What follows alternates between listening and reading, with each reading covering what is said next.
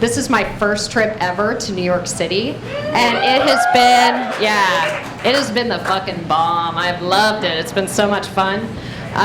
So it's kind of a bit of a dream for me to be here. I love it so much. And I want to thank, too, Anu, I loved your story. I want to thank all the authors that I'm reading with tonight.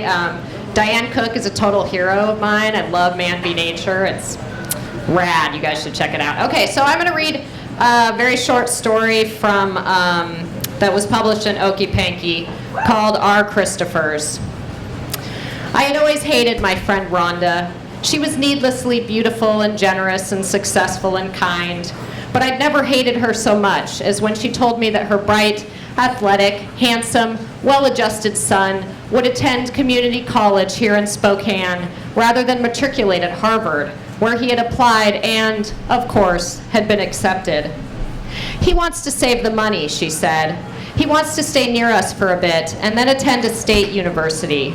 He's not sure what he wants to focus on and believes he can figure it out in a more modest setting. Harvard will still be there in a couple of years, he says.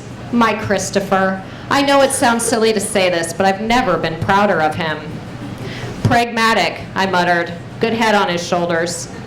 We were sharing a beer at my kitchen table. It was always a mistake to invite Rhonda over. I could hear my son in the basement, also named Christopher, moaning and banging around as he humped our dog. My Christopher was the same age as Rhonda's Christopher. My Christopher didn't do much, grade-wise or sport-wise or anything else-wise, but what he did do, play video games and hump our dog, he did passionately and for hours. I hated the video games, but the dog thing was beyond me. It really grossed me out. I'd caught him in the act only weeks before. I was depositing fresh laundry around the house. Laundry deposits, I called them. I thought I was pretty funny back then. I opened the door to Christopher's room. It didn't have a lock. The dog was just standing on all fours, looking sort of bored, and Christopher, my Christopher, was kneeling behind the dog, humping away at her. I was dumbstruck. All I could think of to say was, use protection. And then I just went about like normal, putting the folded laundry into his drawers, trying not to breathe in the scent of his sex. Wasn't it right to advise him? Because don't dogs carry diseases just like humans do? It seemed like sensible advice at the time, but Christopher, my Christopher, just blinked at me and continued humping the dog. He asked me to close the door when I left. That's how our conversations went those days. Rhonda took up our beer and sipped it. She took too big of a sip. I would be left with nothing but backwash. God damn you, Rhonda. She asked me then, generously, affectionately, is your Christopher still thinking of becoming a veterinarian? This was wildly funny to me. Veterinarian, I hooted. Yes, yes, what an idea. Beneath us, in the basement, my Christopher began to yodel his climax. What's Christopher doing down there? Rhonda asked, pushing the glass of backwash toward me.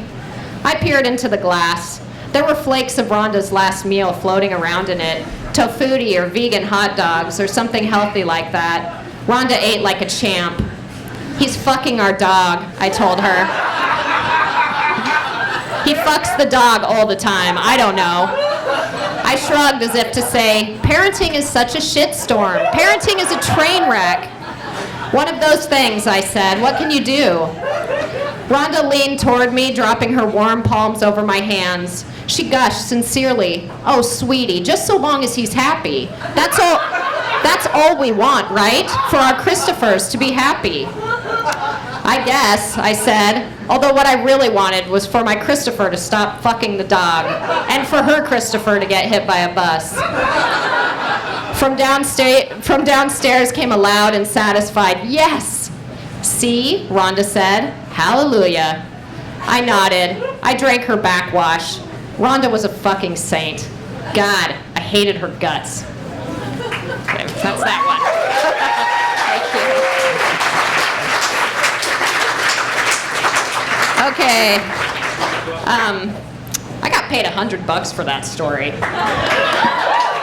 Some people have no taste. It's awesome. I'm going to read this other story called Harmony. It's set in my hometowns of Spokane, Washington. My good friend Jasmine Davy is here, and we know one another from Spokane. So, Spokane, woot! I just will tell you guys that this is based on actual research from the 1974 World's Fair in Spokane, which took place way back then. So, this is called Harmony. This is all about the environment, kids, Mom tells Ernie and me. She opens an arm up toward the river, which is slow moving, wide and clean. It's all about how man and nature can live in harmony. She's been repeating some version of this since we arrived, and Ernie's stopped listening. He's peering at the map, trying to find the A&W. No more international food, he mutters. A hamburger, a root beer float, no more rice. Dad waggles his beer and ogles the fairgoers. A group of young women gather on the platform. They wear miniskirts and boots and tight blouses. Their perfume rolls lightly over us, patchouli and jasmine. Dad smirks at them for a moment and then drops his head back and drains half the can. President Nixon stood right here on this platform, kids, Mom said. Right here. I'll bet he gave the most moving speech about the environment. I can almost feel his words on my toes, can't you? Dad finishes his beer, belches, pitches the empty can into the river. It lands with a flat splash. The current pushes it lazily westward. Ah, Dad, Ernie says, I could have fed that to the garbage goat. Mom reddens. Her mouth works as though something is alive in it, something that wants to get out. What's that, hun? Dad says. I've watched my mom do this a million times, so it comes as no surprise when she swallows her rage. It's a literal physical swallowing.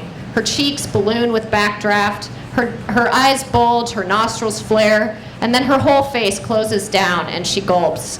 You stand there expecting her to scream from the pain and effort, but she chokes it all down. The next moment she's bright, smiling, staring at us with the same irritating amount of affection. So, she says, who wants ice cream? It was Mom's idea to take the train from Seattle to Spokane for the World's Fair. Dad said Expo was a waste of money, but then Mom and I caught him nuzzling his secretary's neck at the annual St. Patrick's Day office party. Amanda, the secretary, was dressed as a green elf with pointy fake ears. Dad, the lead sales agent, wore a roomy green sweatshirt that read, I wish I were drunk. He was. Mom said nothing on the drive home from the party. Our car felt held together by the pins of her silence. If she uttered even a syllable, we'd fly apart in an explosion of gears and wheels and metal panels. I held my breath for entire neighborhoods, begging her to stay quiet. She did. For the next few weeks, Mom got what she wanted: bouquets of roses, lavish dinner dates, tickets to Expo. Ernie wondered about the change in our summer plans, but I guarded their secret from him, feeling nuanced and proud. I was an adult now. Life is complicated, I'd tell Ernie, and he'd roll his eyes at me and groan. It wasn't like I took pleasure in my parents' unhappiness, but I did relish the maturity it forced me to bear. After lunch, Mom shepherds us under the sprawling white pavilion so that we can see our first IMAX film. The Grand Canyon, Mom gushes. It's going to be like we're there, kids. It's like 2 vacations in one. The usher hands us barf bags in case we experience motion sickness. Far out, Ernie says. I want to see a guy puke. In the theater, the movie screen is wide and high, a blank ivory sheet. This is really cool, Mom, I say, but she's not listening to me. She's listening to Dad, who's telling Ernie about hypocrisy. I mean, that's how the world is, Ernie, Dad says. People say one thing but do another. Take the theme for this fair, the environment, right? I mean, who are they kidding? Did you see the sponsors? Exxon, General Motors, Ford, for Christ's sakes. The environment. What a sham. Mom sputters about it not being so simple, not really, but Dad speaks over her. It's simple in the sense that they're a bunch of liars, right down to their bones. Mom stands up then, clutching her barf bag. She excuses herself and shoves past the knees in our aisle. I give Dad a withering look. What, he says. What did I say? I rise, the room darkens, the screen flickers to life. Dad grips my hand for a moment, but I keep going. I find Mom outside of the theater, looking pale in the grass. She holds the barf bag open under her mouth. My first thought is that she's going to be sick. Mom, I say, I want to say I'm sorry, but that would suggest how wrong things are. Mom, I'm glad we're here. Her eyes soften. She withdraws the bag and opens her mouth to speak, but what exits from her are not words, but two clamped red fists. Someone is crawling out of her throat. He emerges, arm first, then head. It's a little clay man formed from the magma of her insides, his shoulders streaming with smoke. Mom reaches up, eyes bulging, and offers the clay man a finger to grasp. He uses it to climb out of her mouth, down her chest, over to the ground. His feet burn two crooked ovals in the grass. Mommy, I say, although I haven't called her that in years. Oh, Karen, I tried so hard, Mom says hoarsely. I tried to protect you for as long as I could. You're too young for this. I'm not too young. I'm practically a woman now, but I'm shell-shocked, speechless, and I wish the little man would throw himself into the river, tunnel into the ground, anything, just so long as he disappears. Instead, he stands regarding me with his small fists on his hips. Mom, I say, what's it doing? Mom crawls toward me and presses her palms against either side of my jaw. She works my mouth open. The little man steps into my lap. It was like this for me too, Karen, Mom says. Relax. Stop fighting. It's better if you don't fight. I try to pull away, but her grip is too firm on my face, and the little man is too quick, crawling up and in, filling my mouth, then my throat and chest, pressing my organs aside to make room. Mom rocks back on her heels, crying. I'm burned up, inside and out. Let it be, she says, and I swallow like it's my choice. Thanks, guys.